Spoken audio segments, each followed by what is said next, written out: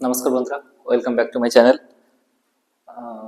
আজকে আমি তোমাদের পড়াবো ক্লাস 7 এর গণিত কোর্স থেকে 2.3। আগের ভিডিওতে তোমাদের 1 থেকে 7 পর্যন্ত অঙ্ক করিয়ে দিয়েছিলাম। আজকে 8 দাগ থেকে করব, 8 দাগ থেকে 14 দাগ পর্যন্ত। 8 দাগের অঙ্ক দেখো কি বলেছে।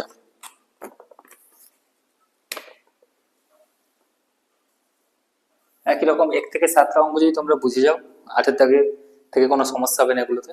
কোনো এক ট্রেনিং সেন্টারে 1050 জন ব্যক্তি ট্রেনিং নিতে এসেছেন। তাদের 3টি বড় হল ঘরে 3টে অনুপাত দেওয়া আছে, এত অনুপাতে বসতে দেওয়া হয়েছে।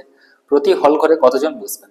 একদম সিম্পল, মোট কতজন ব্যক্তি আসছে দেওয়া আছে, আর 3টে হল ঘরের অনুপাত দেওয়া আছে। ঠিক আছে, তো কোন হল ঘরে কতজন সেটা আমাকে বের করতে হবে। তাহলে মোট ব্যক্তির সংখ্যা,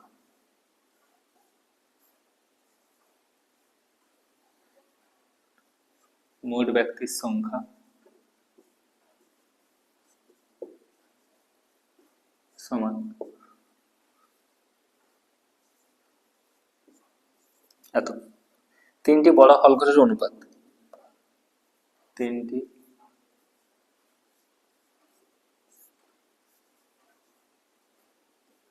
বড় হল ঘরে এত অনুপাতে বসতে দেওয়া হয়েছে। আচ্ছা, এরকমই লেখা যায়, 3টি বড় হল ঘরে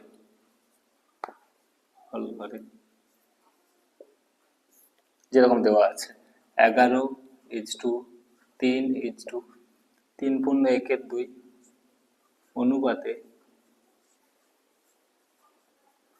অনুপাতে বসতে দেওয়া হয়েছে।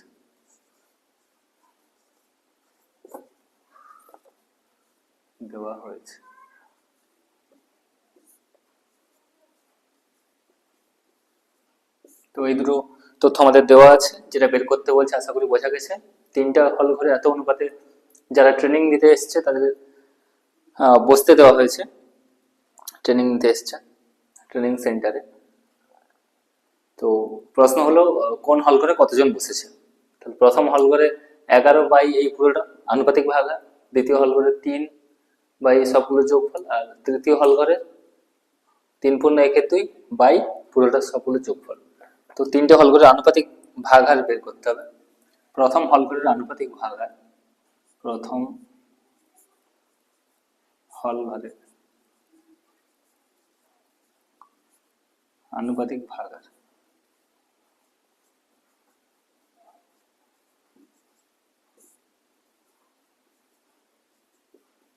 প্রথম হল ঘরের আনুপাতিক ভাগাহার সমান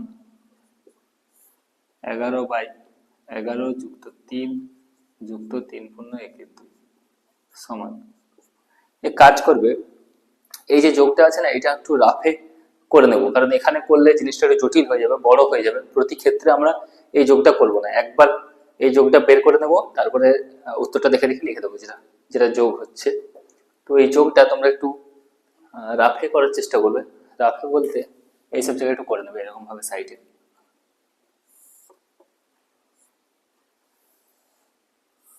11 যুক্ত 3 যুক্ত 3:1/2 সমান 14 যুক্ত 3×7=2, এটাকে লসাগু করবে সমান, এর নিচে 1 2, এর লসাগু 2, এর কাছে 1 দিয়ে 2 কে ভাগ করলে 2 2 গুণিতক 14 যুক্ত 2 এ 1 এ 2 1 গুণিতক 7 সমান 14 দুগুণে 28 যুক্ত 7/2 সমান 35/2। ঠিক আছে, তাহলে এই নিচেরটাকে যোগ করলে কত হবে? 35 এর 2 হবে। এরপরে বারবার বের করবো না, একটাই লিখে দেবো সমান 11/35 এর 2 সমান। এটাকে আমরা ভাগ আছে, ভগ্নাংশের ভাগ, এটাকে গুণের আকারে প্রকাশ করব। কিরকম হবে? 11 গুণিতক 35 এর 2 আছে, হয়ে যাবে কত? 2 এর 35 এরকম সমান 11 দুগুণে 22 আর 35। এখানে অনেকটা জায়গা লেগে গেল, তোমরা এদিক থেকে শুরু করলে এক লাইনে হয়ে যেত। এটা যেরকম করবে, প্রথম হল ঘরটা বেরিয়ে গেছে, এরপর দ্বিতীয় হল ঘরে লিখছি। দ্বিতীয় হল ঘরের আনুপাতিক ভাগাহার, দ্বিতীয় হল ঘরের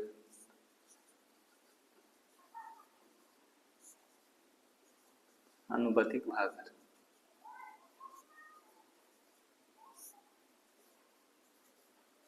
দ্বিতীয় হল করে আনুপাতিক ভাগার সমান কত হয়েছিল?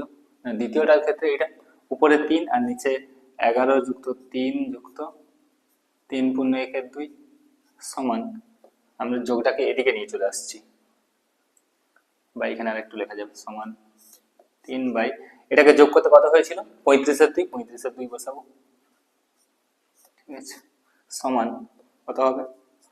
এটার পরে সমান 3 গুণিতক 2 এর 35, এটা উল্টে যাবে, 35/2 ছিল, হয়ে যাবে 2 এর 35, কাটাকাটি হবে না, সমান গুণ হয়ে যাবে 6 এর 35। বুঝে গেল? প্রথম হল করে আনুপাতিক ভাগার বেরিয়েছে 22 এর 35, দ্বিতীয় হল করে আনুপাতিক ভাগার 6 এর 35। এবার এরকম তৃতীয় হল ঘরটা বের করতে হবে। এরপর লিখবে তৃতীয় হল ঘরের আনুপাতিক ভাগ, তৃতীয় হল ঘরের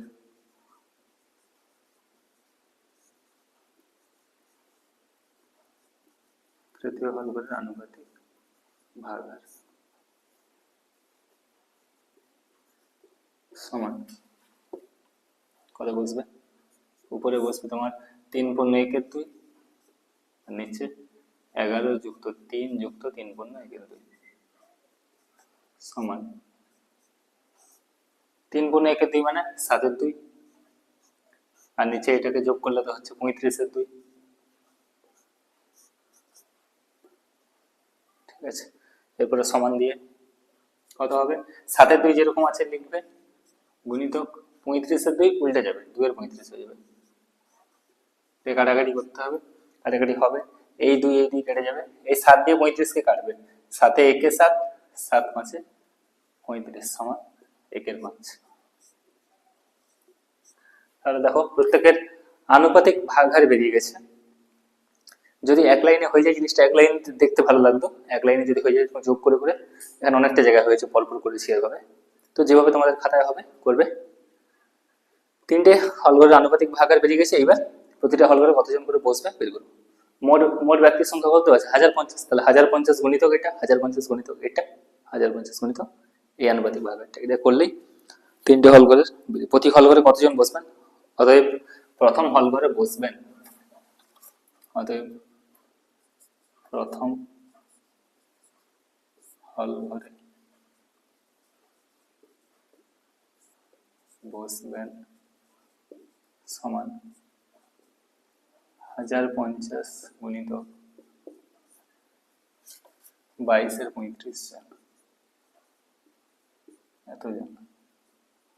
এটা কাটাকাটি করবে 5 দিয়ে, 5 7 এ 35, 5 দুগুণে 10, 5 এ 5 শূন্য, 7 দিয়ে কাটবে এখন, 7 3 21 মানে 30, তাহলে 30 আর 22 গুণ হলে কত হয়? 660, 660 জন। তাহলে প্রথম হল ঘরে বসবে কতজন? 660 জন। এরপর লিখবে অতএব দ্বিতীয় হল ঘরে বসবেন, দ্বিতীয় হল ঘরে বসবেন সমান 1050 গুণিত কত হয়েছিল? 6 এর 35, 6 এর নিচে 35, একই রকম ভাবে কাটবে, 5 7 এ 35, 5 দুগুণে 10 শূন্য, 7 3 21 30, 3 6 18, 180 জন। আর একটা লিখবে অতএব তৃতীয় হল ঘরে বসবেন,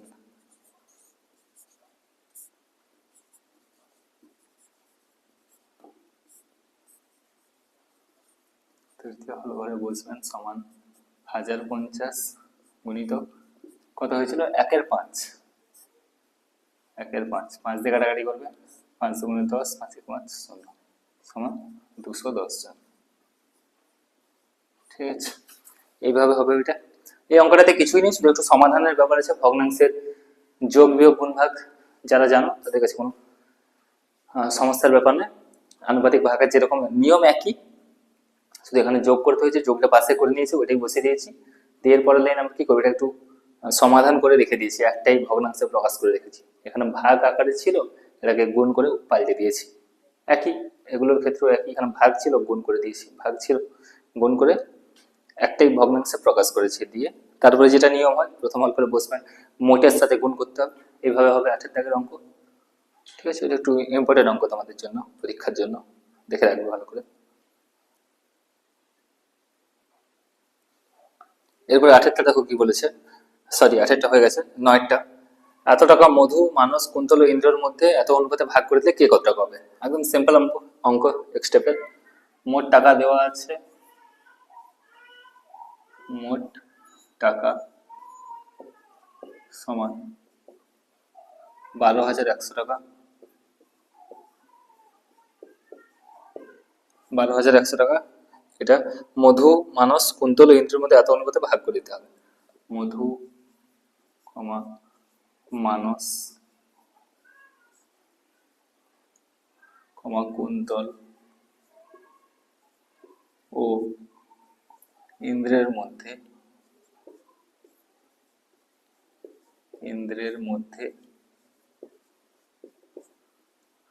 2:3:4:2 অনুপাতে ভাগ করতে হবে। অনুপাতে ভাগ করতে হবে, ঠিক আছে। তো আমরা এখানে 4টে দেওয়া আছে, প্রত্যেকের আনুপাতিক ভাগাকার বের করব। অতএব মধুর মধুর টাকার আনুপাতিক ভাগাকার,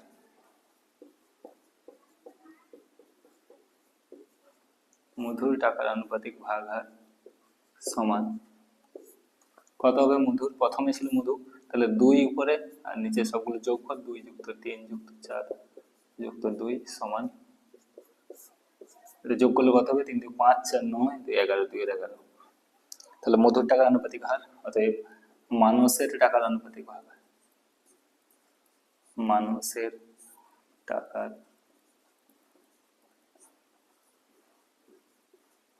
আনুপাতিক ভাগাকার সমান 3/2 যুক্ত 3 যুক্ত 4 যুক্ত 2 সমান 3 এর 11। মধুর পরেই মানস ছিল, তাহলে মানসের কোনটা হবে? এটা হবে 3। এরপরে কি আছে? কুন্তল। কুন্তলের টাকার আনুপাতিক ভাগ, তো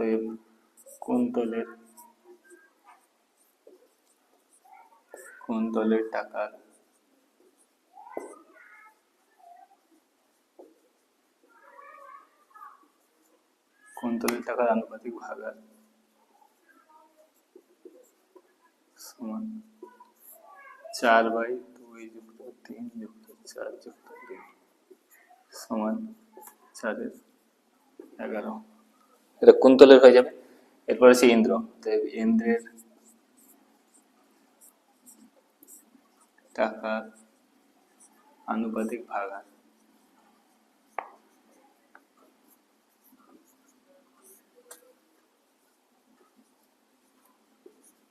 সমান 2/2 যুক্ত 3 যুক্ত 4 যুক্ত 2।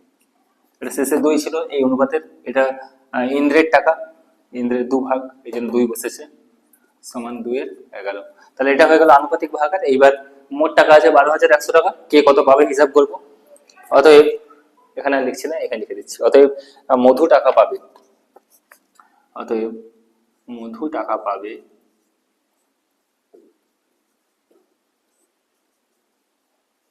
সমান, মোট টাকা ছিল 12,100, 12,100 গুণিত, তোমরা এরকমও লিখতে পারো 12,100 টাকার মধ্যে মধু পাবে, আমি অমনি লিখে দিচ্ছি, মধু টাকা পাবে সমান 12,100 গুণিতক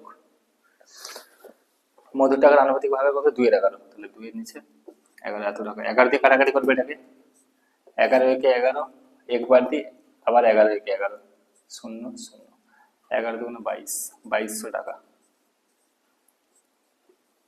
মধু টাকা পাবে, 2200 টাকা। এরপরে মানস টাকা পাবে, অতএব মানস টাকা পাবে সমান 12,100 গুণিত মানসের কোনটা? এটা আনুপাতিক হবে 3 এর 11, 11 দিয়ে কাটবে 1 1 0 0, তাহলে 11 দিয়ে 3300 টাকা। এরপরে কি আছে? কুন্তল, অতএব কুন্তল টাকা পাবে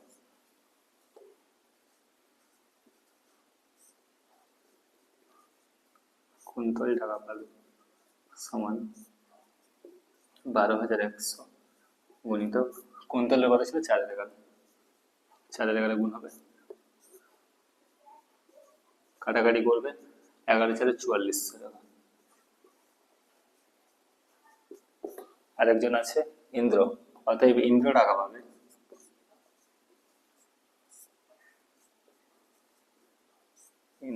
পাবে সমান 12,100 গুণিতক 2/11, কাটাকাটি করলে 1,1,0,0,11 দুগুণে 2200 টাকা। ঠিক আছে, এইভাবে 9 দাগের অঙ্ক হবে, একই কোনো কিছু সমস্যা নেই এতে। এরপর 10 দাগেরটা দেখো কি বলেছে। 10 দাগে বলেছে এবিসি ত্রিভুজের, আচ্ছা যখন এরকম ত্রিভুজ বা বৃত্তটিতে ছবিটা থাকবে তোমার ছবিটা এঁকে নেবে পাশে, একটু সুবিধা হবে সবসময়ের জন্য।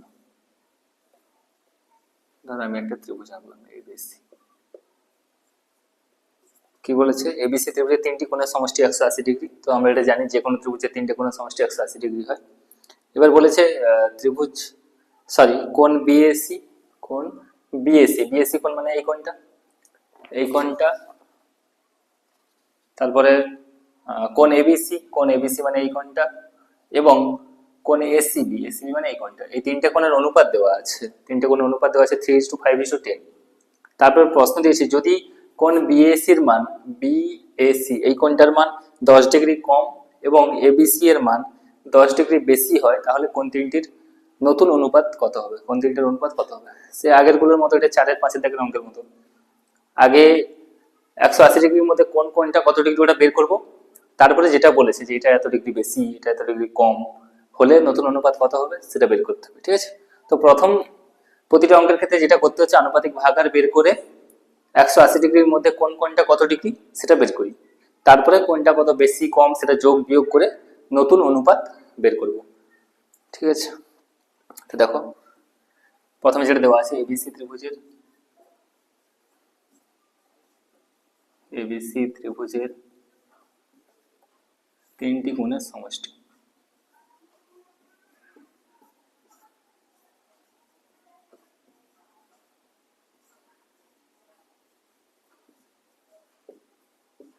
এবিসি ত্রিভুজের তিনটি কোণের সমষ্টি 180 ডিগ্রি।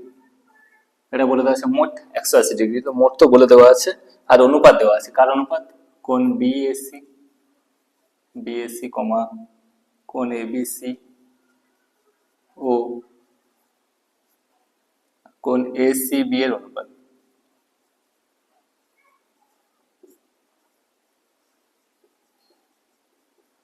কোণ এসিবি এর অনুপাত কত বলে দেওয়া আছে 3:5:10।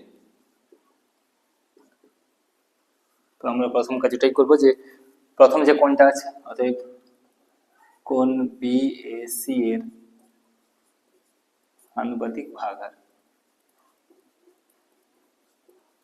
এই অঙ্কগুলোতে কিছু নেই, শুধু একটু ভাষা লিখতে হচ্ছে, সময় যাচ্ছে আর কি। কোণ এবিসি এর আনুপাতিক ভাগাকার জিনিসটা একই, সমান উপরে 3 নিচে 3 যুক্ত 5 যুক্ত 10 সমান কত হবে, উপরে 3 নিচে এটাকে যোগ করলে 5 3 8 আর 10 18, ঠিক আছে, 3 এর 18। এরপরে আছে কোণ এবিসি, এবিসি এর আনুপাতিক ভাগাকার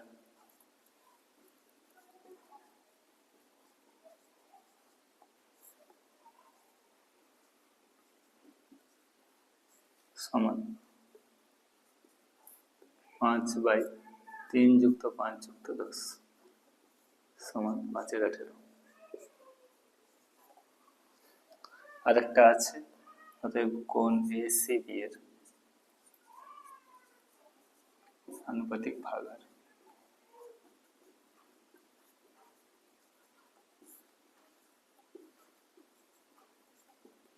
সমান 10/3 যুক্ত 5 যুক্ত 10 সমান 10 এর নিচে 18। তো তিনটে কোণের আনুপাতিক ভাগাকার পেয়ে গেছি। এবার প্রতিটা কোণের মান বের করব। মোট কোণের সমষ্টি কত, 180 ডিগ্রি, তাহলে 180 ডিগ্রির সাথে এরা গুণ হবে।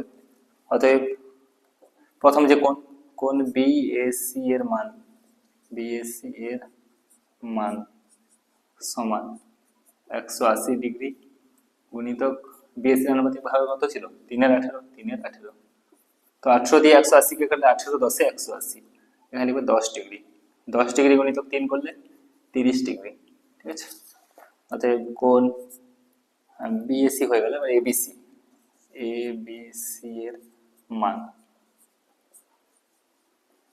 এর মান সমান 180 গুণিতক এবিসি কোণের আনুপাতিক ভাবে কত 5/18 তাহলে 5/18 18 দিয়ে 180 কাটবে 18 10 180 10 সমান 10 সাথে 5 গুণ করলে 50 হয়ে গেল। আর একটা কোণ আছে অতএব কোণ এসিবি এর মান কত 180 গুণিতক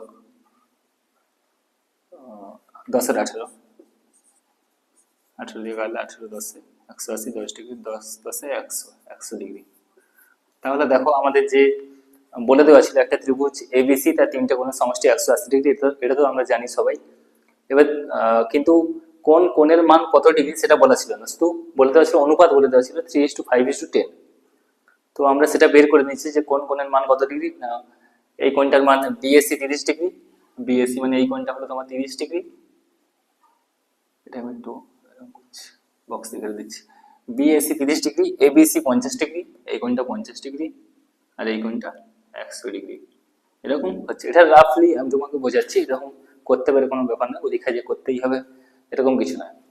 তো অঙ্ক এটা ওটা করতে পারো না করতে পারো।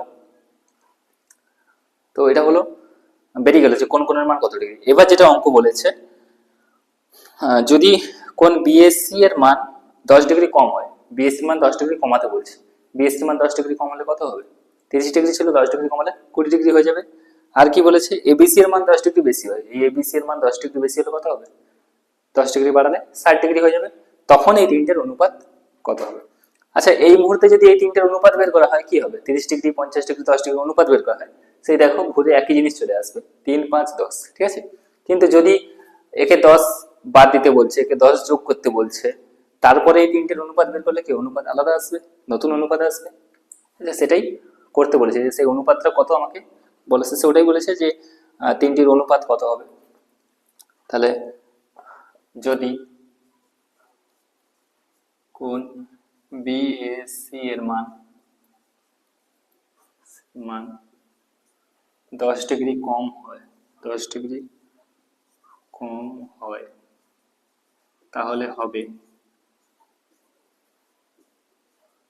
হবে কত ডিগ্রি হবে 30 বিযুক্ত 10 সমান 20 হবে। আর কি বলা আছে যদি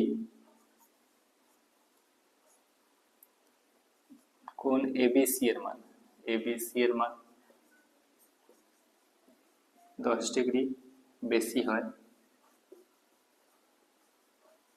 বেশি হয় তাহলে হবে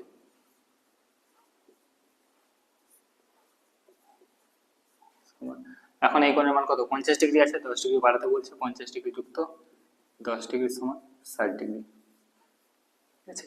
এই মুহূর্তে তিনটে কোণের অনুপাত কত হবে আমাকে কি বদলাতে বলেছে, এই কোণটা বদলানো হয়েছে বিএসসি আর এবিসি এটা যেরকম আছে একই আছে 100 আছে, তাহলে কোণ তিনটির অনুপাত কত হবে, অতএব কোণ তিনটির অনুপাত হবে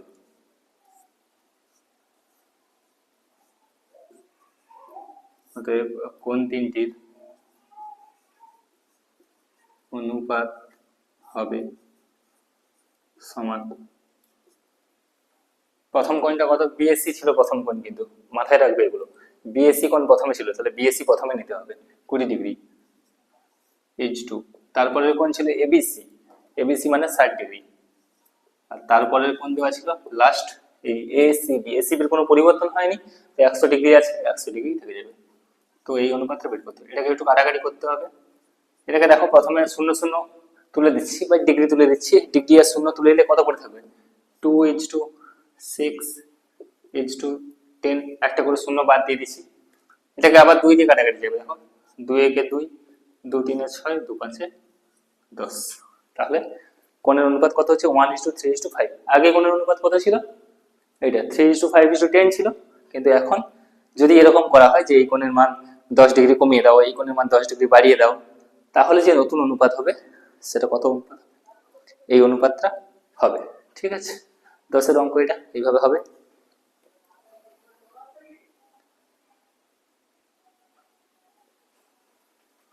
এরপরে দেখো 11 দাগেরটা।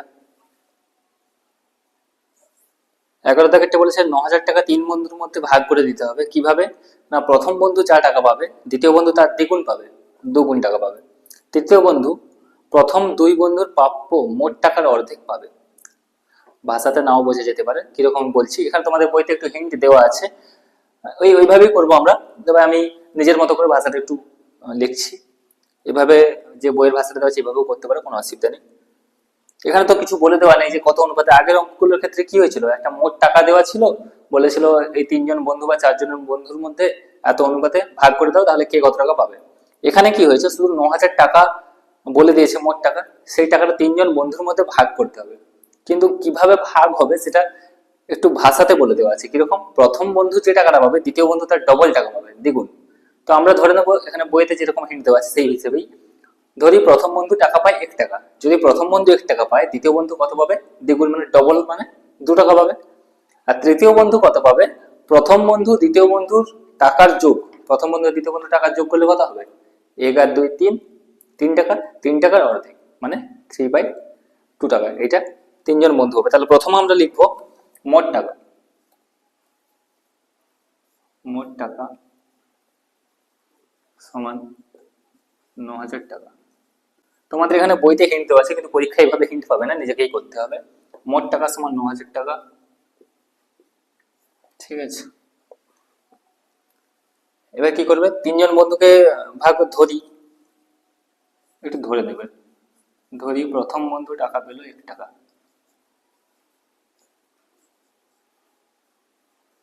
ধরি প্রথম বন্ধু টাকা পেল সমান 1 টাকা। অতএব দ্বিতীয় বন্ধু টাকা পায়, প্রথম বন্ধু টাকা পায় লিখে দিই, যদি প্রথম বন্ধু টাকা পায় 1 টাকা, অতএব দ্বিতীয় বন্ধু টাকা পায়,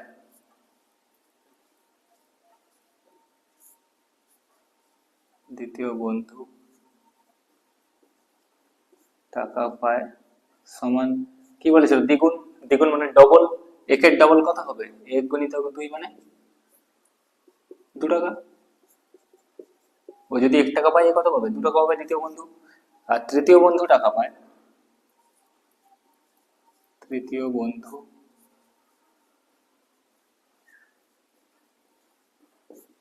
বন্ধু টাকা পায় সমান, তৃতীয় বন্ধুর ক্ষেত্রে কি বলেছে না, প্রথম বন্ধু আর দ্বিতীয় বন্ধু যে টাকা পায় তাদের যোগের অর্ধেক, প্রাপ্য টাকার মোটের অর্ধেক, মানে 1+2/2 এরকম ব্যাপারটা। প্রথম বন্ধু পায় 1 টাকা, দ্বিতীয় বন্ধু পায় 2 টাকা, তাদের টাকাটা যোগ করো, সেটাকে 2 দিয়ে ভাগ করো। এরকমই ভাষাতে বলে দেওয়া আছে যে প্রথম বন্ধু যা পায় এবং দ্বিতীয় বন্ধু যা পায় তাদের মোট টাকার অর্ধেক তৃতীয় বন্ধু পায়। তো ভাষাটা এইভাবে বলে দেওয়া আছে, এভাবে তোমরা লিখবে। সমান কত হচ্ছে 3/2 টাকা। এটা হচ্ছে প্রথম বন্ধু, দ্বিতীয় বন্ধু, তৃতীয় বন্ধু টাকা পায়। তো আমরা এখান থেকে অনুপাতটা লিখবো। অনুপাতটা কত হবে, প্রথম বন্ধু, দ্বিতীয় বন্ধু, তৃতীয় বন্ধুর টাকার অনুপাত, তৃতীয় বন্ধু টাকার অনুপাত, প্রথম বন্ধু দ্বিতীয় বন্ধু ও তৃতীয় বন্ধুর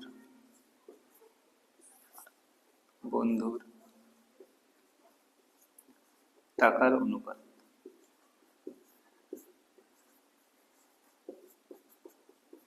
টাকার অনুপাতটা কত হবে তাহলে, প্রথমের 1, দ্বিতীয় বন্ধু কত 2, তৃতীয় বন্ধু কত 3/2। ঠিক আছে, তো এতক্ষণ পর আমরা কি পেলাম, যেটা আমাদের আগের অঙ্কগুলোতে দেওয়া থাকতো, অনুপাত দেওয়া থাকতো, মোট টাকা বলে দেওয়া থাকতো আর অনুপাত বলে দেওয়া থাকতো। এখানে সেই অনুপাতটা বলে দেওয়া ছিল না, আমরা এইভাবে ধরে ধরে বের করেছি। ঠিক আছে, তো এরপরে যা কাজ হয় সেভাবে করবো। আচ্ছা, তোমাদের বইতে কি করেছে, এটাকে এদের যে নিচে 2 আছে, 2 দিয়ে গুণ করে দিয়েছে। 2 দিয়ে গুণ করলে একটা সুবিধা হয় কি, যখন আনুপাতিক ভাগহার বের করব, একের নিচে এই সবগুলোকে যোগ করতে হতো, এই সবগুলোকে যোগ করলে ভগ্নাংশের যোগে একটু সমস্যা দেখা দিচ্ছে। যাতে ভগ্নাংশের যোগ করতে সমস্যা না হয় তার জন্য এই ভগ্নাংশটাকে পূর্ণ সংখ্যায় বানিয়ে নিয়েছে। তো এইভাবেও তোমরা করতে পারো, অথবা ভগ্নাংশের যোগ করেও করতে পারো। আমি যেমন তোমাদের 18 অঙ্কটা যেভাবে করেছি ভগ্নাংশের যোগ করে, ওখানে ভগ্নাংশ ছিল, ভগ্নাংশটাকে পূর্ণ সংখ্যা বানালেও বানানো যেত। কিভাবে?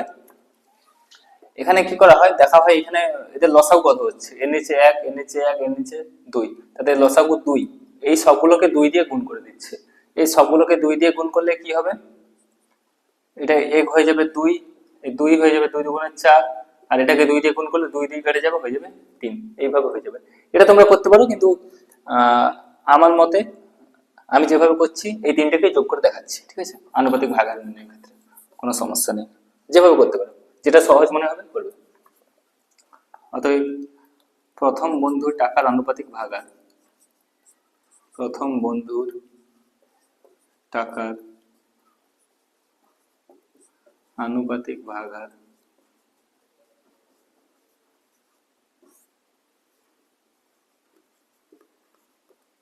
আনুপাতিক ভাগাহার সমান কি হবে, প্রথম বন্ধু 1 আর নিচে 1 যুক্ত 2 যুক্ত 3 আর 2। শুধু কি কাজ করবো, এই তিনটাকে যোগ করে নেবো পাশে, তাহলে প্রতিটার বসে দেবো, বারবার যোগ করতে পারি। এইভাবে পাশে এখানে করবে তোমরা, 1 যুক্ত 2 যুক্ত 3 এর 2 সমান 3 যুক্ত 3 এর 2 সমান, এটাকে লসাগু করলে 2, 2 গুণিতক 3 যুক্ত 1 গুণিতক 3 সমান 6 যুক্ত 3/2 সমান 9/2। তাহলে এর নিচে কত আসবে, 9/2 সমান 1/9/2, ঠিক আছে? তাহলে এটা হলো প্রথম বন্ধুর টাকার আনুপাতিক ভাগ। আচ্ছা, একের নিচে 9/2 মানে কত, সমান 1 গুণিতক 2 এর 9 হয়ে যাবে, সমান 2 এর 9, ঠিক আছে? 2 এর 9। এবার লিখবে দ্বিতীয় বন্ধুর টাকার আনুপাতিক ভাগাহার। অতএব দ্বিতীয় বন্ধুর টাকার আনুপাতিক ভাগাহার, দ্বিতীয় বন্ধুর টাকার আনুপাতিক ভাগাহার সমান, আমি এদিক দিয়ে করছি, সমান কত হবে, উপরে 2 হবে আর নিচে 1 যুক্ত 2 যুক্ত 3 এর 2 সমান 2 এটাকে যোগ করলে কত হচ্ছে, 9/2, 9/2 সমান 2 গুণিতক 9/2 বলতে গেলে কত হবে, 2 এর 9 হয়ে যাবে, 2 এর 9 সমান 4 এর 9। তাহলে এর আনুপাতিক ভাগাহার হলো 4 এর 9। তৃতীয় বন্ধুটা বের করবে। অতএব তৃতীয় বন্ধুর আনুপাতিক ভাগাহার, তৃতীয় বন্ধুর টাকার আনুপাতিক ভাগাহার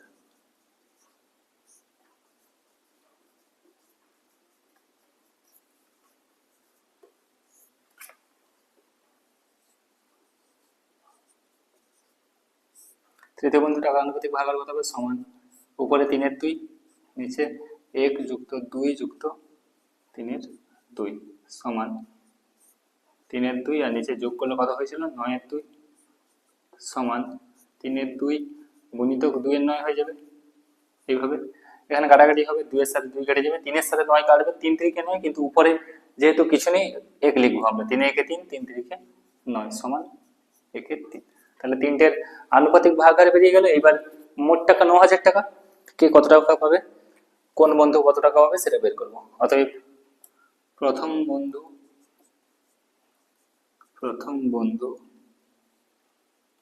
টাকা পায় বা পাবে, প্রথম বন্ধু টাকা পায়, প্রথম বন্ধু টাকা পায় সমান 9,000, 9,000 গুণিতক প্রথম বন্ধুর আনুপাতিক ভাগাহার কত ছিল, 2 এর 9, 2 এর 9, 9 দিয়ে কাটবে, 9 1000 সমান 2000 এত টাকা। এরপর লিখবে দ্বিতীয় বন্ধু টাকা পায়। অতএব দ্বিতীয় বন্ধু টাকা পায় সমান 9,000 গুণিতক দ্বিতীয় বন্ধুর ক্ষেত্রে 4 এর 9, 9 দিয়ে কাটবে, 1000, 1000 4 4000 টাকা। আর এক বন্ধু আছে তৃতীয় বন্ধু, অতএব তৃতীয় বন্ধু টাকা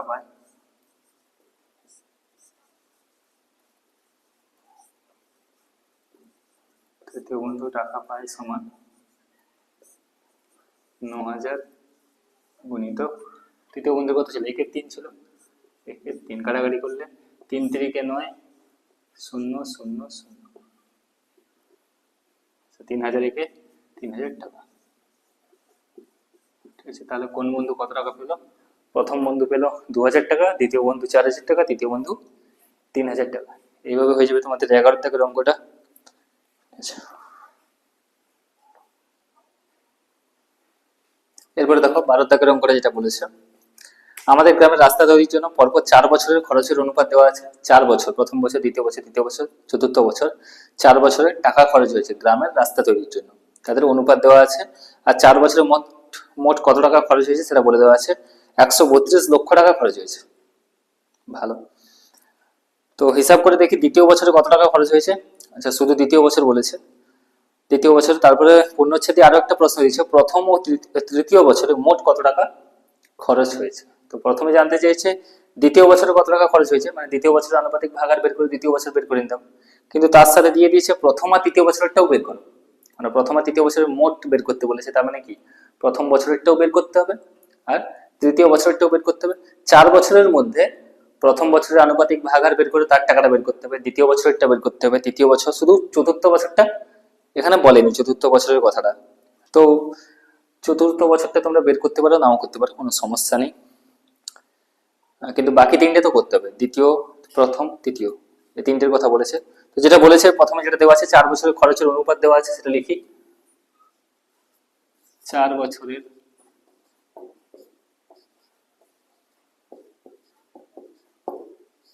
বছরের খরচের অনুপাত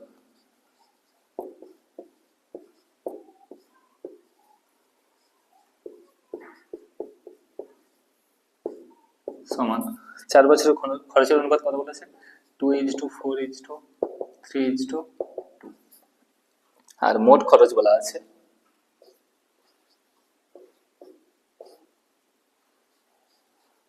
মোট খরচ সমান 132 লক্ষ টাকা।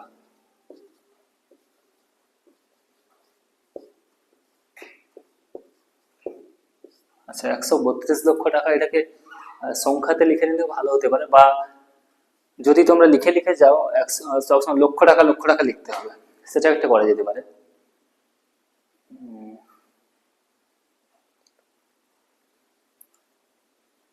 তো এখানে লক্ষ টাকা থাকুক, সংখ্যাতে প্রকাশ করার দরকার নেই, এত লক্ষ টাকা। ঠিক আছে, আমরা বের করছি প্রথম বছরের খরচের আনুপাতিক ভাগার। প্রথম বছরের আনুপাতিক ভাগার বের করতে হবে, যেহেতু খরচ বের করব, প্রথম বছরের খরচের আনুপাতিক ভাগার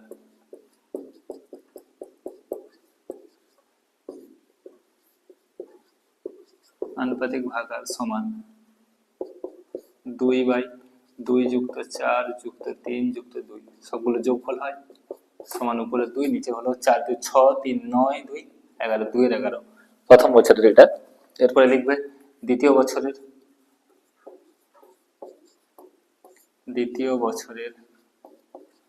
খরচের আনুপাতিক ভাগার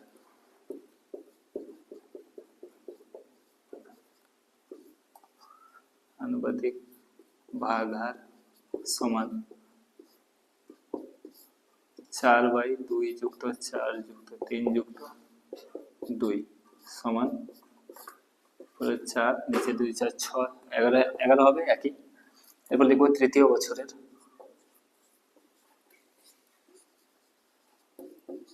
খরচের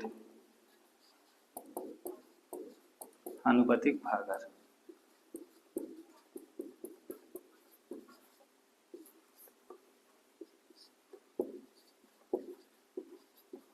সমান, উপরে কত, উপরে হবে 3, নিচে 2 যুক্ত 4 যুক্ত 3 যুক্ত 2 সমান 3 এর 11।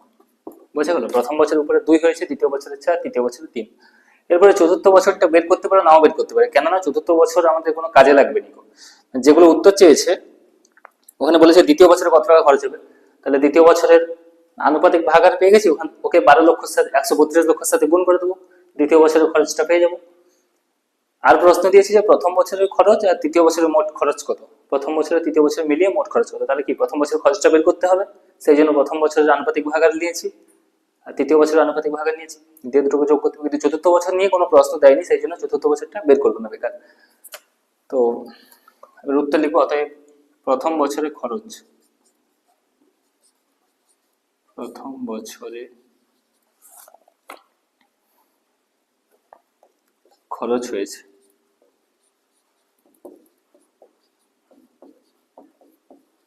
সমান,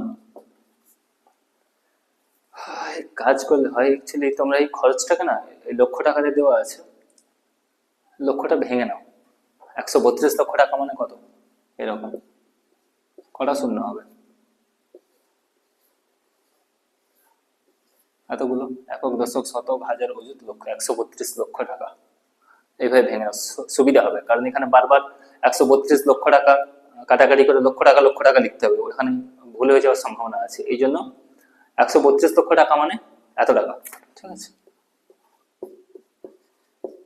এভাবে একটু গুনে নিতে পারো, একক দশক শতক হাজার অযুত লক্ষ, 132 লক্ষ, 132 লক্ষ টাকা। তাহলে প্রথম বছর খরচ হয়েছে কত, 132 লক্ষ টাকার মধ্যে কত ভাগ, 11 ভাগের 2 ভাগ, তাহলে 1 2 132, 1 2 3 4 5, পাঁচটা শূন্য গুণিত 2 এর 11, এত টাকা সমান, কাটাকাটি করবে, 11 একে 11, 2 বার দিয়ে 11 দুগুণে 22, পাঁচটা শূন্য, 1 2 3 4 5, 12 দুগুণে 24, 24 লিখে পাঁচটা শূন্য, 1 2 3 4, তাহলে 24 লক্ষ টাকা। তাহলে প্রথম বছরে খরচ হয়েছে 24 লক্ষ টাকা। এরপর দ্বিতীয় বছরটা বের করি, অতএব দ্বিতীয় বছরে খরচ হয়েছে, দ্বিতীয় বছরে খরচ হয়েছে সমান একই 132 লক্ষ 2 3 4 5 গুণিত দ্বিতীয় বছর মানে 4 এর 11, 4 এর 11 টাকা।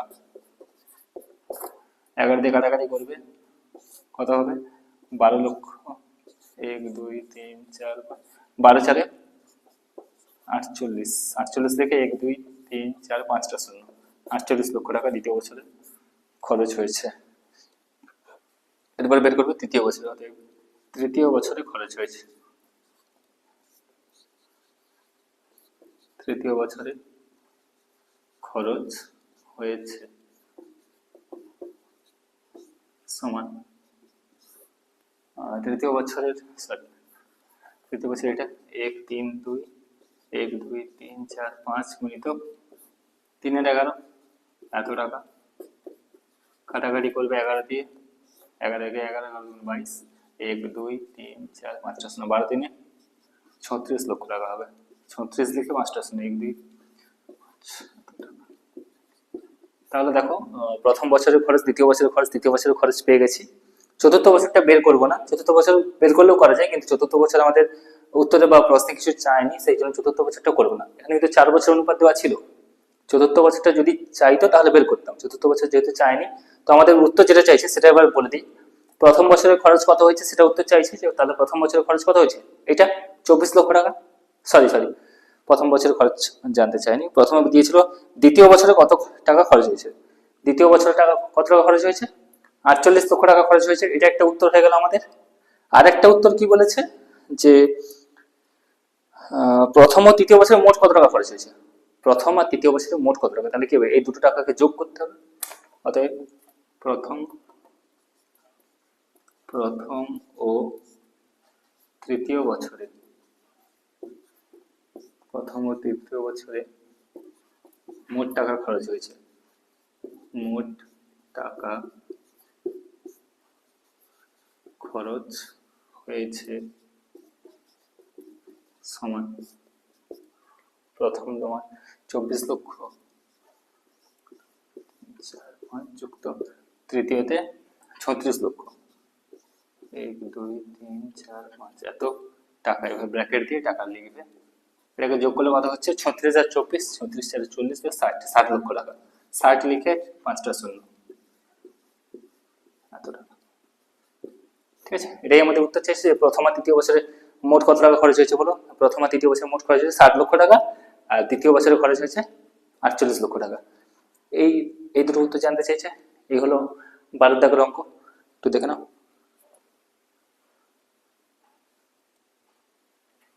হয়েছে। এরপর 13 দাগেরটা দেখো, একদম সহজ। এই চ্যাপ্টার অঙ্ক সহজ, শুধু একটু ভাষাটা লিখতে হচ্ছে বলে তোমাদের কঠিন মনে হতে পারে, কিন্তু কিছু না, অভ্যাস করবে যে ভাষা একদম এরকমই লিখতে হবে এরকম কোনো ব্যাপার না, নিজের মতো বুঝে নিয়ে লিখতে পারো। অঙ্ক সহজ, একই টাইপের সব, দুটো টাইপ হলো, বাকি কিছু না। তারা তোকে কি বলছে, বিনয়বাবু তার অবসর গ্রহণের সময়ে এককালীন এত টাকা পেলেন। তো বিনয়বাবু অবসর গ্রহণের সময় এত টাকা পেয়েছে। তিনি 20,000 টাকা বিদ্যালয়ের গ্রন্থাগারে দান করলেন। বাকি টাকা তার স্ত্রী, পুত্র ও কন্যার মধ্যে এত অনুপাতে ভাগ করে দিলেন। তো দেখো লিখছি, বিনয়বাবুর মোট টাকা প্রথমে ছিল এটা। বিনয়বাবুর বিনয়বাবু যে টাকাটা পেয়েছিল প্রথমে, সেটা মোট টাকা লিখছি। বিনয়বাবুর প্রথমে মোট টাকা কত ছিল? 1,96,150 টাকা। বিনয়বাবু অবসর যখন নিয়েছিল তখন এত টাকা পেয়েছিল। এবার এখান থেকে বিদ্যালয়ের গ্রন্থাগারে দান করে দিয়েছে কত টাকা। বিদ্যালয়ের লাইব্রেরিতে, বিদ্যালয়ের গ্রন্থাগারে, বিদ্যালয়ের গ্রন্থাগারে দান করলেন, দান করলেন কত টাকা? 20,000 টাকা। 20,000 টাকা। এবার তাহলে তার কাছে বাকি টাকা কত থাকলো? অতএব বাকি টাকা, বাকি টাকা কত থাকবে? এটা থেকে এটা বিয়োগ করতে হবে। 1,96,150 বিযুক্ত 20,000 টাকা, এত টাকা সমান কত হচ্ছে? 1,76,150 টাকা। এই টাকাটা এখন বিনয়বাবুর কাছে আছে। এবার বিনয়বাবু কি করেছে, এই টাকাটা তার স্ত্রী, পুত্র ও কন্যার মধ্যে ভাগ করে দিয়েছে। কিভাবে ভাগ করেছে? একটা অনুপাতে ভাগ করেছে। সেই অনুপাতটা দেওয়া আছে, অনুপাতটা আগে লিখি। স্ত্রী, পুত্র ও কন্যার টাকার অনুপাত। স্ত্রী, পুত্র ও কন্যার টাকার অনুপাত।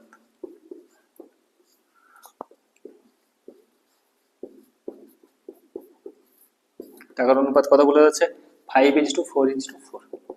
এইবার আমাদের কাছে অঙ্কটা পরিষ্কার যে এই টাকাটা আছে আর এই অনুপাতে ভাগ করে দিয়েছে তিনজনের মধ্যে, কে কত টাকা পাবে হিসাব করে বলো। তাহলে একই রকম করবো, স্ত্রীর টাকার আনুপাতিক ভাগার, পুত্রের টাকার আনুপাতিক ভাগার, কন্যার টাকার আনুপাতিক ভাগার।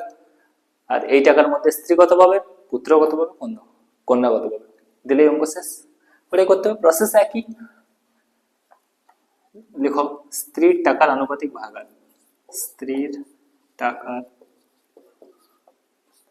আনুপাতিক ভাগার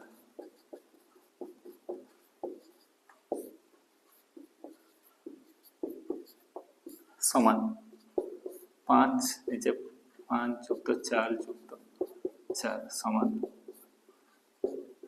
13। এরপরে দেখো, পুত্রের টাকার আনুপাতিক ভাগার, পুত্রের টাকার আনুপাতিক ভাগার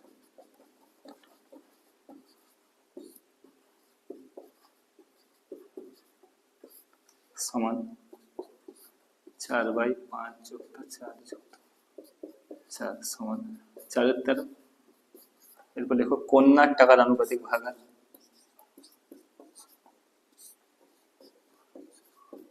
কন্যার টাকার আনুপাতিক ভাগার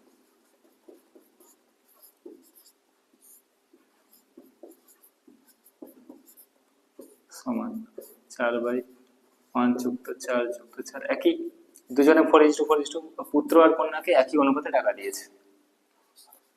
ঠিক আছে, এরপর কি লিখবো? অতএব তিনটা স্ত্রীকে টাকা দিলেন, বা স্ত্রীকে টাকা দিলেন, স্ত্রীকে টাকা দিলেন, স্ত্রীকে টাকা দিলেন। কত টাকা দিল স্ত্রীকে? বাকি টাকার এত অংশ, বাকি টাকা কত ছিল? 1,76,150 টাকা। 1,76,150 5 আর 13, 1,76,150 গুণিতক 5 আর 13, এত টাকা। এটা কাটাকাটি করতে হবে, 13 দিয়ে কাটবে,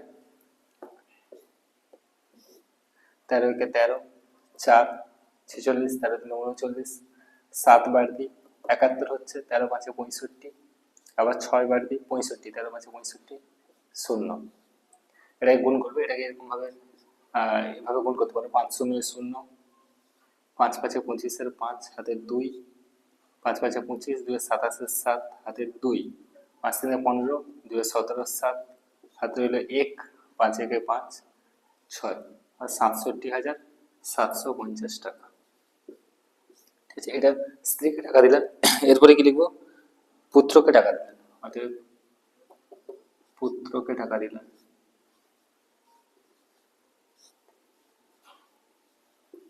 পুত্রকে টাকা দিলেন সমান 1,76,150 গুণিতক 4,13, এত টাকা। কাটাকাটি করলে একই হবে, 1 3 5 5 0, উপরেরটা যেরকম কাটাকাটি করেছি এটা তো একই আসবে, একই সংখ্যা, তো এটা গুণ করতে হবে। 4 0 0, 4 5 20 0 হাতের 2, 4 5 20, 2 22 2 হাতে 2 আছে, 3 4 12 2 14 4 হাতে হলে 1, 4 1 4 5, 54,200 টাকা। এটা পেল ওকে, পুত্রকে টাকা দিলেন। এরপরে কন্যাকে, অতএব কন্যাকে টাকা দিলেন, কন্যাকে টাকা দিলেন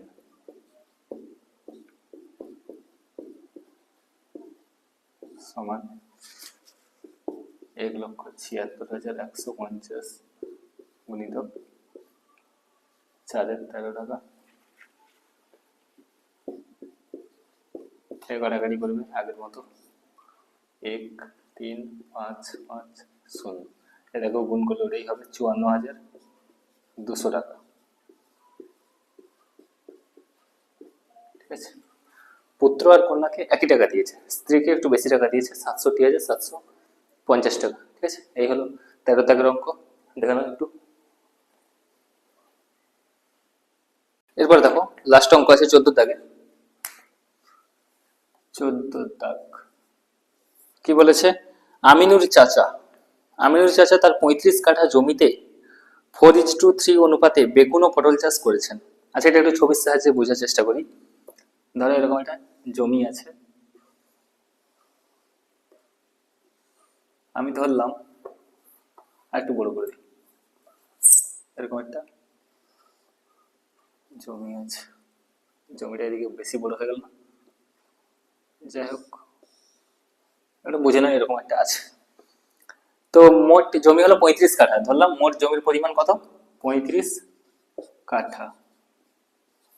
এইবার তিনি কি করেছেন, এই 35 কাঠা জমিতে কিছু অংশে বেগুন চাষ করেছে, এই জমির মধ্যে বেগুন চাষ করেছে, পটল চাষ করেছে। কিভাবে? 4:3 অনুপাতে। 4:3 অনুপাত মানে কি? 4 আর 3 7। যদি এই পুরোটাকে 7টা খণ্ডে ভাগ করা হয়, 7 ভাগের মধ্যে 4 ভাগ জমিতে, 4 ভাগ জমি মানে একটু বেশি হবে, ধরো এতটা,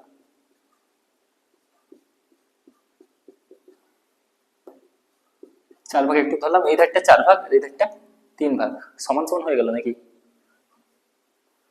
একটু ছোট করে দিচ্ছি, এটা 4 ভাগ, এটা 3 ভাগ। তো 4 ভাগে কি করেছে?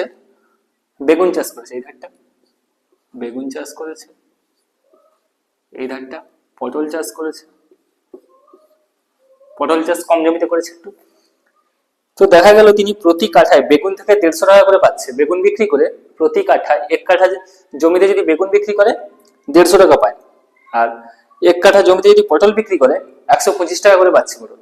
তো আমাকে প্রশ্ন দিয়েছে এরকম যে, তাহলে বলুন এই আমিনুর চাচা মোট জমি থেকে, তার যে 35 কাঠা জমি ছিল, মোট জমি থেকে কত টাকা আয় করবে? ভালো কথা, তো প্রথমে আমাদের কাজ কি, যে বেগুন কতটা জমিতে চাষ করেছে সেটা বের করতে হবে। আমাকে তো অনুপাত দেওয়া আছে, কিন্তু অনুপাতের সাহায্যে আমরা তো কিছু বলতে পারবো না কতটা জমি, তো সেটা আমাকে বের করতে হবে। অনুপাত থেকে মোট জমি দেওয়া আছে আর অনুপাত দেওয়া আছে, তাহলে আমরা বেগুন কতটা জায়গাতে কত কাঠা জমিতে চাষ করা হয়েছে সেটা বের করতে পারবো, পটল কত কাঠা জমিতে চাষ করা হয়েছে সেটা বের করতে পারবো। সেটা বের করার পরে এখানে লিখে দেবো, তারপরে এখান থেকে কত টাকা ইনকাম হচ্ছে বের করবো, এখান থেকে কত টাকা আয় হচ্ছে বের করবো, দুটো আয়কে যোগ করে দিলে হয়ে যাবে। তো কথাতে বোঝা নাও যেতে পারে, আর বলছি দেখো, মোট জমি 35 কাঠা, মোট জমি কত, 35 কাঠা, 35 কাঠা জমি। এবার বেগুন ও পটল চাষের অনুপাত, বেগুন ও পটল চাষের অনুপাত দেওয়া আছে, কত অনুপাত দেওয়া আছে, 4:3, 4:3। তাহলে কি বলতে পারি এরপর, অতএব বেগুনের আনুপাতিক ভাগার বা বেগুন চাষের আনুপাতিক ভাগার।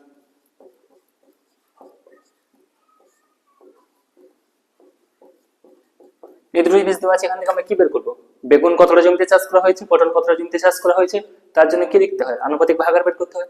বেগুন চাষের আনুপাতিক ভাগার, বেগুন চাষের আনুপাতিক ভাগার সমান 4/4+3 সমান 4/7। বেগুন চাষের আনুপাতিক ভাগ। এবার লিখবো পটল চাষের, পটল চাষের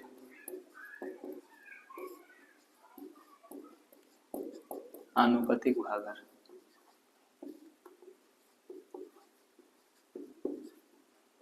সমান কত হবে, উপরে 3 নিচে 4 যুক্ত 3 সমান 3/7।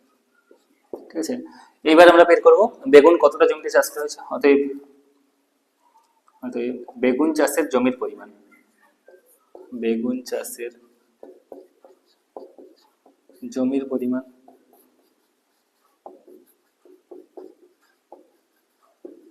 সমান কি হবে, মোট জমি 35 কাঠা ছিল, 35 কাঠার মধ্যে বেগুন চাষ হয়েছে কত, 4/7। তাহলে 35 গুণিতক 4/7, এত কাঠা লিখবো অবশ্যই, জমির পরিমাণ কাঠাতে হিসাব করা হচ্ছে এখানে, সমান কাটাকাটি করলে 7×5 = 35, 5×4 = 20 কাঠা।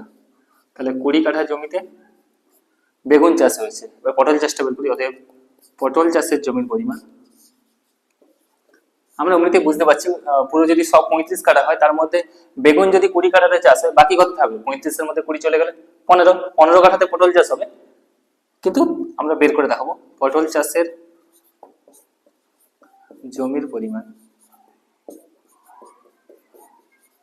পটল চাষের জমির পরিমাণ সমান 35 গুণিতক 3/7, 7 কাঠা, 7 দিয়ে কাটবে, 7×5 = 35, 5×3 = 15 কাঠা। ঠিক আছে, তাহলে এবার পেয়ে গেলাম, তাহলে বেগুন চাষ করা হয়েছে 20 কাঠা জমিতে, আর পটল চাষ করা হয়েছে 15 কাঠা জমিতে, দিয়ে এই পুরো জমিটার মাপ হলো 35 কাঠা। তো এটা তো বের করতে হয়েছে, এটা আমাদের প্রশ্ন নয়, প্রশ্ন একটু অন্য, লাস্ট অঙ্ক তো একটু অন্যরকম দিয়েছে। কি দিয়েছে না, বেগুন চাষ করে তিনি 1 কাঠা জমি থেকে 150 টাকা আয় করেন। তাহলে 20 কাঠা জমি থেকে কত আয় করবে বের করতে পারবো। 1 কাঠাতে যদি 150 টাকা আয় করেন, 20 কাঠাতে বেশি আয় করবেন, গুণ করতে হবে। সেই একই রকম ভাবে পটল চাষ করে 1 কাঠা জমি থেকে 125 টাকা লাভ করেন, তাহলে 15 কাঠা জমি থেকে কত লাভ করবে, 125 গুণিতক 15। তাহলে এখান থেকে কিছু টাকা লাভ করবে, এখান থেকে কিছু টাকা লাভ করবে, সেই মোট টাকাটা কত বের করতে বলেছে, মোট জমি থেকে কত টাকা। তো লিখি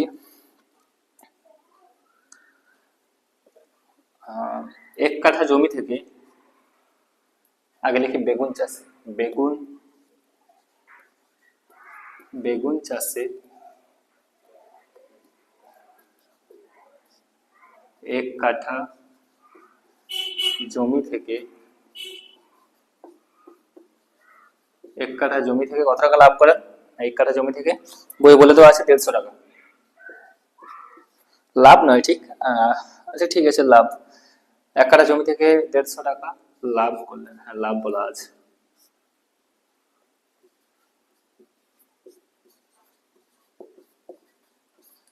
তাহলে 1 কাঠা থেকে 150 টাকা হয়। এভাবে ডট ডট দেখবে বেগুন চাষে আমাদের কত কাঠা জমিতে বেগুন চাষ হয়েছিল? 20 কাঠা।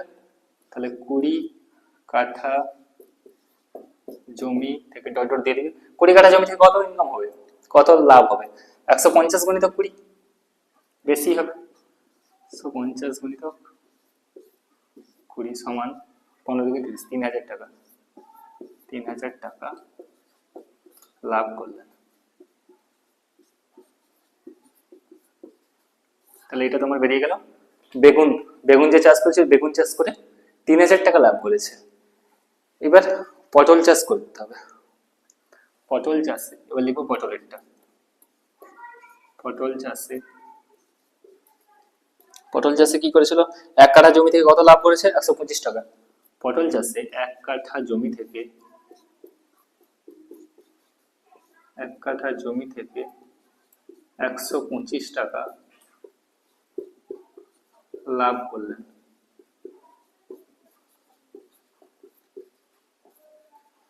এক কাঠা জমি থেকে যদি 125 টাকা করে তাহলে পটল কত কাঠা চাষ হয়েছে? 15 কাঠা। পটল চাষে 15 কাঠা, কাঠাটা একটু লিখবে, 15 কাঠা জমি থেকে, 15 কাঠা জমি থেকে কি বেশি লাভ হবে? বেশি মানে কি গুণ হবে, 125 গুণিত 15 সমান, এটাকে গুণ করলে হবে 15 5 75 5 হাতে 7, 15 30 সাথে 37 7 হাতে 3, 15 কে 15 তে 18, 1875 টাকা। ঠিক আছে, এত টাকা লাভ করলেন।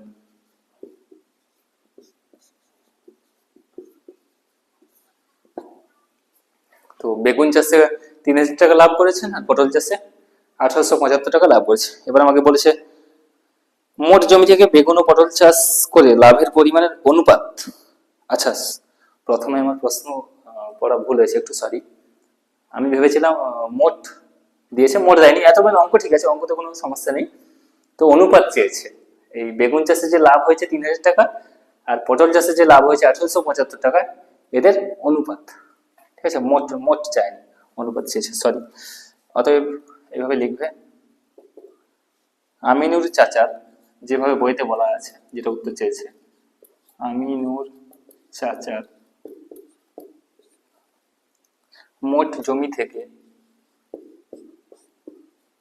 মোট জমি থেকে বেগুন ও পটল চাষ করে, বেগুন ও পটল, বেগুন ও পটল চাষ করে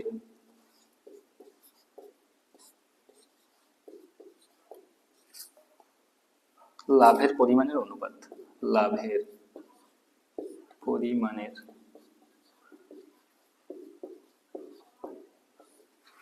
অনুপাত সমান, লাভের পরিমাণের অনুপাত কত হবে? প্রথমে কার কথা বলেছে? বেগুন। তাহলে বেগুন থেকে 3000 টাকা লাভ হয়েছে, 3000 ইজ টু, আর এখান থেকে 1875, এটাকে এবার লঘিষ্ঠ আকারে প্রকাশ করতে হবে, ছোট করতে হবে, সমান 3000 বাই 1875, এটাকে কাটাকাটি করবে, 5 দিয়ে কাটছি, 5 3 15 37, 5 7 35, 5 5 25, এটাকে 5 দিয়ে কাটবে, 5 6 30 0 0, আবার 5 দিয়ে কাটবে, 5 7 35, 5 5 25, এটাকে 5 দিয়ে কাটলে 5 একে 5, 5 2 0, 120, আবার 5 দিয়ে কাটা যাবে। এই কাটাকাটিটা একটু জায়গা নিয়ে করবে তোমরা কাটাকাটিটা। 5 2 10, 5 4 20, এটাকে কাটলে 5 একে 5, 5 5 25, 24 15 আছে, এখনো যাবে, 3 যাবে, আবার 3 8 24, 3 5 15, সমান থাকলো কত শেষ পর্যন্ত? 8 এর 5 সমান 8:5 হবে এই প্রশ্নের উত্তর। ঠিক আছে, তো আমিনুর চাচা মোট জমি থেকে বেগুন ও পটল চাষ করে যে লাভ পেয়েছে, যে টাকাটা লাভ পেয়েছে, সেই টাকার অনুপাত হলো 8:5। এটা আমাদের উত্তর অঙ্কটা। আশা করি অঙ্কটা বোঝা গেছে, কোনো সমস্যা হবে না। 20 কাঠা থেকে এত টাকা লাভ আর পটলে 15 কাঠা থেকে এত টাকা লাভ হয়েছে। ঠিক আছে, তো প্রথমে আমি একটু ভুল বলেছিলাম যে মোট লাভের পরিমাণ চাইনি, অনুপাত চেয়েছে, অনুপাত বের করছি। অনুপাতটা ঠিকঠাকভাবে কাটাকাটি করবে, চলে আসবে, 8:5 চলে আসবে। ঠিক আছে, দিলে অনেক বড় ভিডিও হয়ে গেছে, তাও দিলে 14টা অঙ্ক শেষ করতে দেখি। 2.3 সপ্তম শ্রেণী। ঠিক আছে, অঙ্কগুলো এই একই টাইপের, দেখলে তো সব আনুপাতিক ভাগার বের করে মোট পরিমাণ দেওয়া আছে।